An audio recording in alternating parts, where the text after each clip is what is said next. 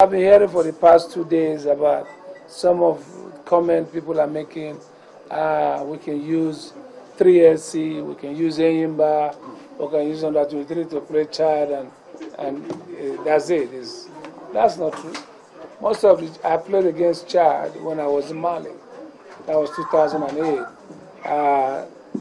Then they were very physical, very strong, But now most of all the players that we have on their leagues that are coming to Nigeria, they're all pros. They play in France, they play in Belgium, play in Morocco, Algeria. So none of them is home-based player that is coming in.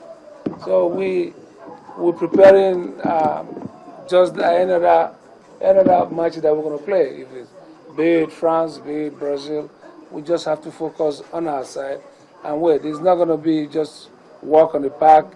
There will be a lot of challenges there because they're coming home to play to get a point. So every one of them is going to sit behind. And then we need to figure out what to do. But I must tell you, I'll let Nigerians know, it's not, yes, you said nobody knows them in Africa, but if you give them room, they will be known. Super Eagles coach Stephen Keshi defending the selection of his players for the Nations Cup qualifying game against Chad. Let me quickly rush to Toby because Toby is an advocate of local football. The coach says, my reason is simple. Do not underrate Chad. I don't care, I don't care if 3SC or Enyimba or Warriors can beat this team. I just need a team that can beat Chad. Yeah, really. I think he's right. You need a team that can beat Chad. We need to get things right, from this qualifier. Chad will come with their own game plan. Also, don't forget they have a chance also to get a result. So, but I think I want to differ a bit from his own opinion. Some players selected, in my own opinion, I think I'm not comfortable with it. We've got some players from, go around. I think we have one from also for what I say on the amateur side. I think we have better players who have really done well in 10 games in the Premier League and also in the past season. Look at Rabiu Ali for Kano Pillars. He has been massive.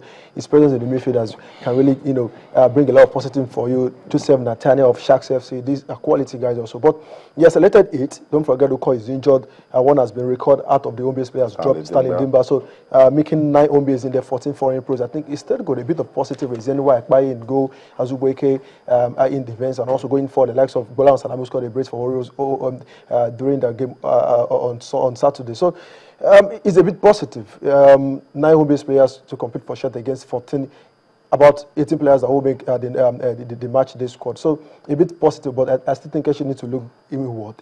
I check around the local league, we still have more quality guys than those players from what I see. What we do respect, we just need to respect Stephen Keshi. You need to get the result, and he has picked those players he believe they can get the result for Nigeria. Toyin Ibitoye can give us good updates as regards what's going on with the Super Eagles, particularly this selection, this team selection made by Coach Stephen Keshi. But Tony, let me come to you. The argument was that why spend so much money to beat Chad? Is it justified? Well, I've been one of the advocates that Nigerian football should declare a state of emergency at the Super Eagles level right now, because I've said it so many times. When a team of the size and the pedigree of the Super Eagles cannot qualify for 2 of the last 3 Nations Cups, there's a problem. And for everyone who is saying that we should have called up maybe Crown FC to go and play Chad, it is absolute rubbish.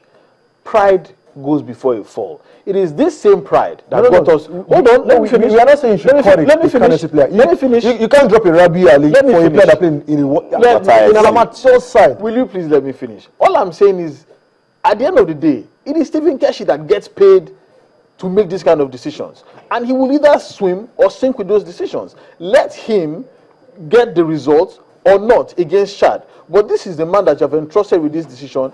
I think at this point in time, we should bring out all the guns, everything where we can get to in order to play and beat the likes of Chad. There will always be arguments about a coach's list. There is never any perfect list in the world. Be it England, be it Spain, be it Brazil. There will always be people who argue that certain names should be on the list. So what is the sense of bringing an home-based player who can compete against the foreign pros? The reason why we are bringing the home-based players into the camp is to come and fight for Chad. Don't forget we see like Nelson Ogbonna break into the team, go for Babu, that's what they will buy in the past. So why bringing a player you think he can't get the shirt off? I mean, most of these foreign pros in camp. What I'm saying is that there are some specific names, not all the players for the just one or two. From Water FC. I think To be honest, he follows the league closely. I do as well. I've never heard of them before. Yeah. But that is the very essence of coaching. Looking for players who are unknown and bringing them to national alignment. So waiting for ready-made players. Let me get back to you. Let's bring Toyin Ibitoye into the discussion. Toyin is in Kaduna with the Super Eagles team. Toyin, good to have you with us on Sports Tonight. Hello, Toyin.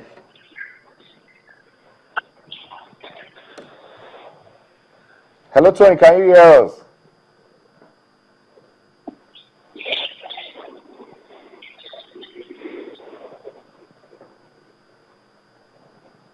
Okay, we're having some connectivity issue. We'll just let Toyin rectify that, and then we'll get back to him again. I think what Toby is trying to say, particularly football fans in Nigeria, they're saying that yes, there's pressure on the Super Eagles to impress, but we shouldn't spend so much money or even discourage the home-based players when we invite about 20-something to camp and then pick just 8. It is the same people who are saying that will now go on the streets and start burning tires and asking for Stephen Keshi's head.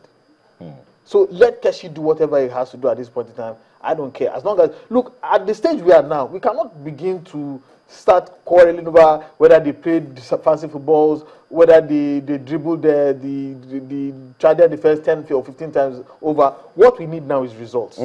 Once we get results, the results will build confidence. The confidence will now begin to get us performances. It is from there on that you build gradually. It's just like you have a new government in place and just 10 days or 15 days after, you're expecting to end Boko Haram, end hunger, end poverty, and bring housing for all. There is a gradual process. This is the first match. Gradual process with the Super Eagles. With the Super Eagles, gradual process. Even talking about the rebuilding process really hurt me. Keshi was in charge for almost for over 24 months. He was on sabbatical, so to speak, for a couple of months, and you are back and telling about rebuilding. Why rebuilding? Why starting from scratch again? Where you have a bulk of players you continue with? There should be a bit of continuity. He failed with the last set of players. It doesn't matter. It doesn't matter. Rebuilding it again. Rebuilding.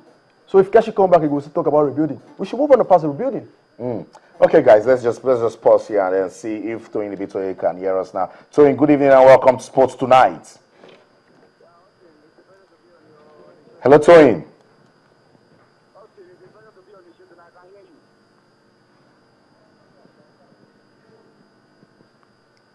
Okay.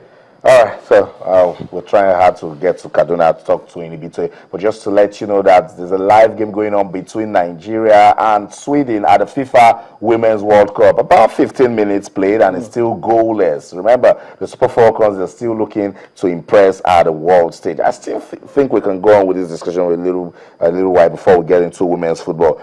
Toby, there's also this argument that most of these foreign players don't even get to play regularly in their clubs. So are they here? I mean, yes, so some of them played regularly. But at some point, as the season goes deep in Europe, some of them were left on the bench. I think Rabi Ibrahim started well, and at some point was kept on the bench at his club side.